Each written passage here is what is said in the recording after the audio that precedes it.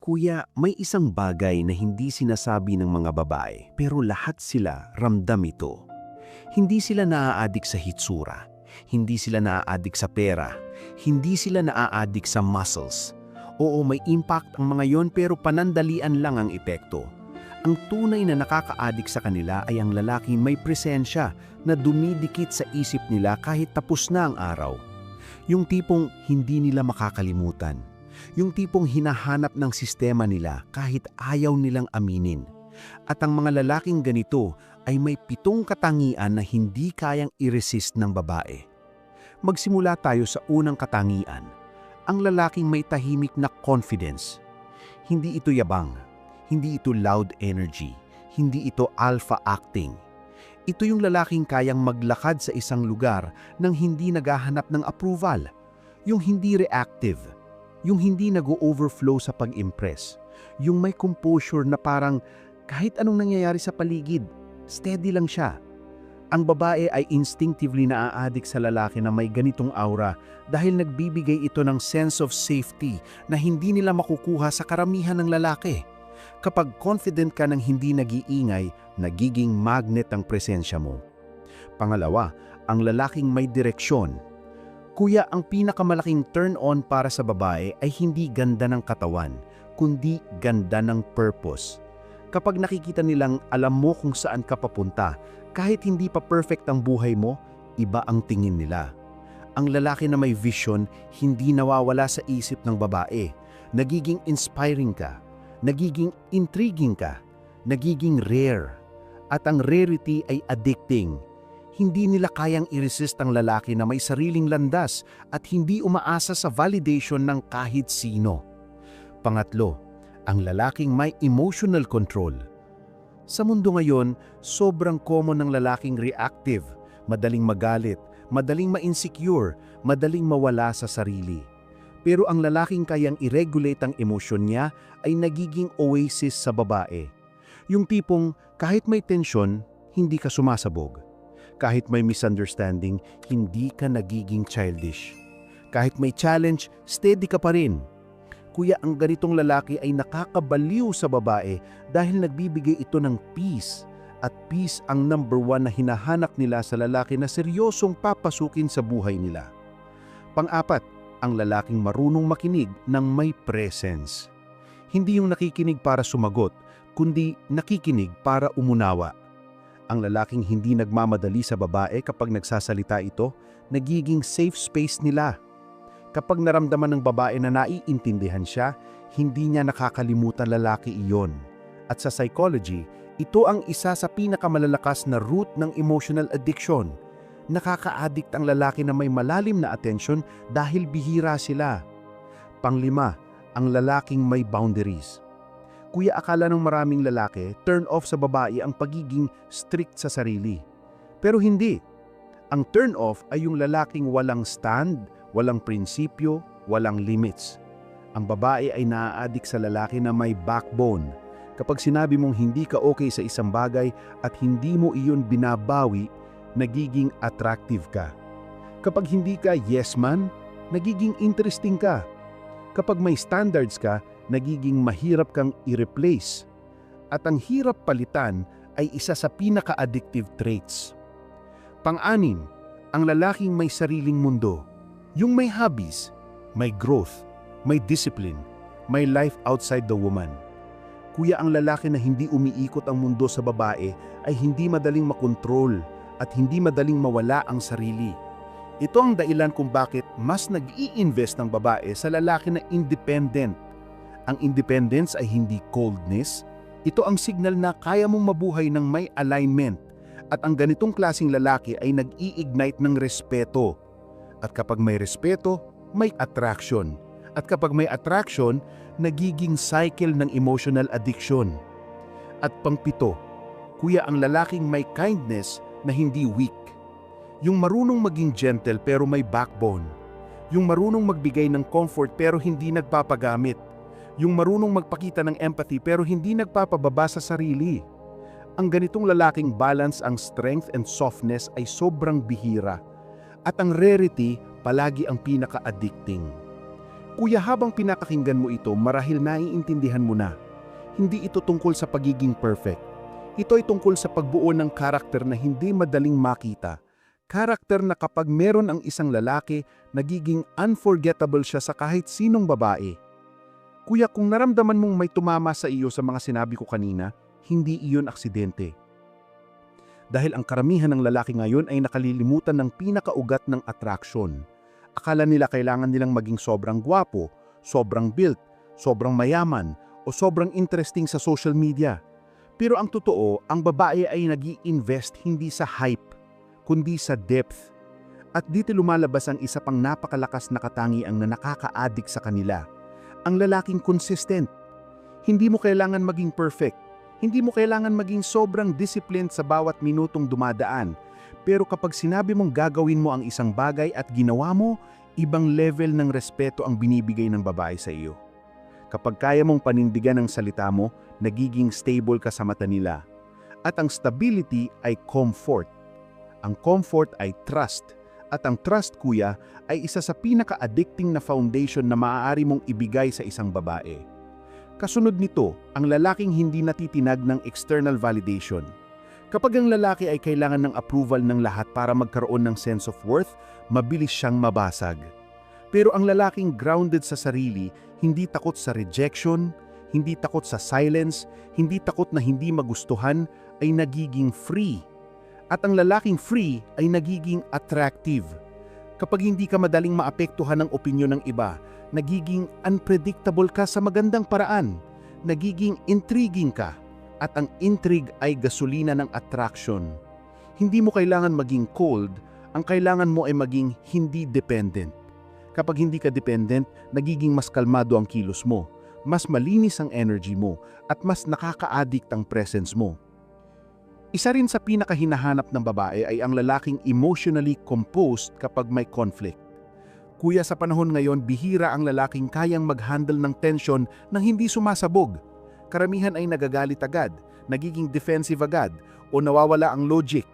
Pero ang lalaking kayang huminga bago magsalita, kayang humanap ng mahinahong tono at kayang mag-deliver ng respeto kahit may disagreement, ay nagiging napakalakas sa mata ng babae.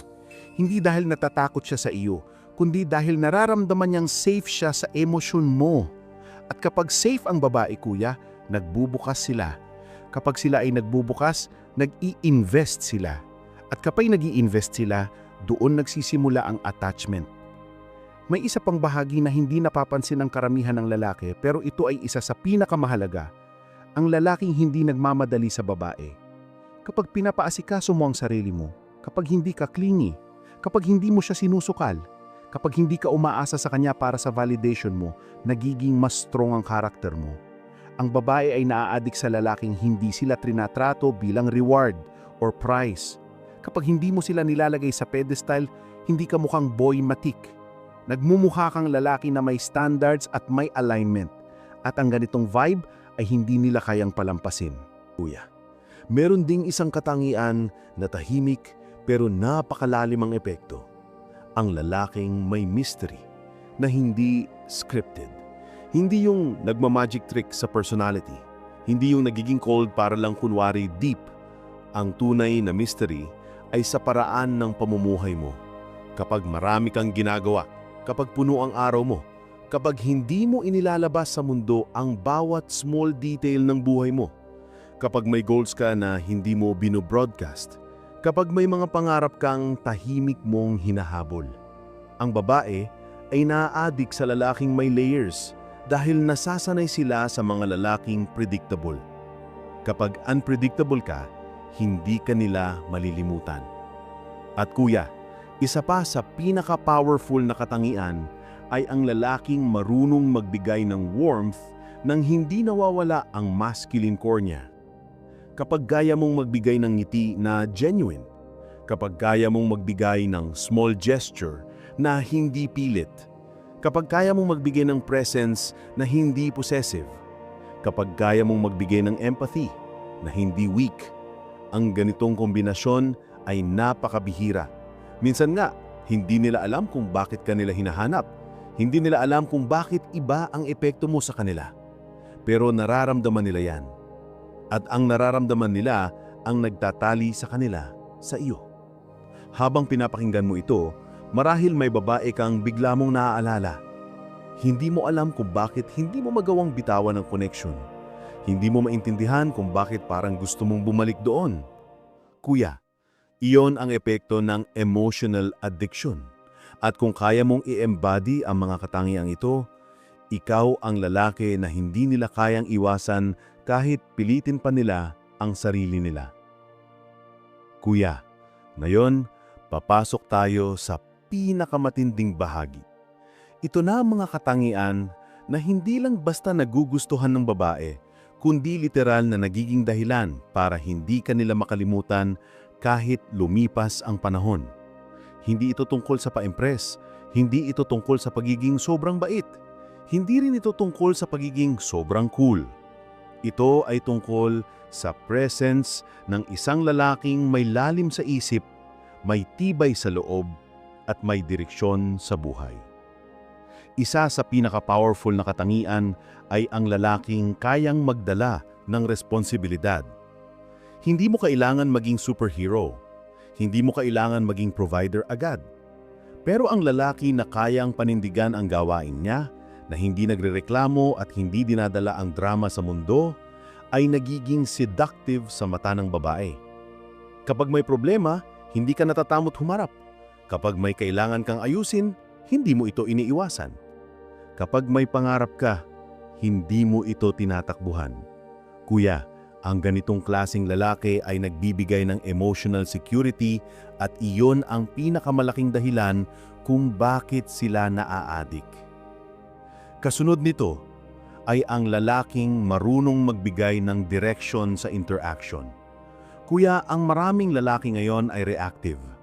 Umaasa sila sa babae para mag-set ng mood, mag-decide ng flow, at magbigay ng connection. Pero ang lalaking kayang mag-lead ng hindi controlling at mag-guide ng hindi oppressive ay ibang klase ang dating. Kapag sinabi mong, tara, gawin natin ito. Kapag nag-suggest ka ng plano, ng may clarity, kapag kaya mong magbigay ng momentum sa usapan, ng hindi awkward, at kapag kaya mong i-handle ang silence ng hindi natataranta. Lahat ng ito ay nagpapakita ng psychological dominance na napakalakas sa subconscious ng babae. Hindi ito arrogance, ito ay direction. At ang direction ay addiction. May isa pang ugali na bihirang-bihira sa panahon ngayon at ito ang nagtatangi sa lalaki mula sa karamihan. Ang lalaking hindi kailangan pansinin ng lahat para maramdaman ang halaga niya. Kuya, ang mundo ngayon ay puno ng ingay, puno ng pagpapakitang gilas, puno ng validation seeking.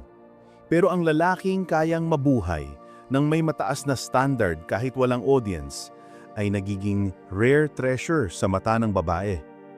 Kapag hindi mo kailangang ipayabang ang ginagawa mo, kapag hindi mo kailangan i-post ang bawat progress mo, kapag hindi mo kailangang purihin ng lahat para ipagpatuloy ang growth mo, ang ganitong klaseng lalaki ay hindi disposable.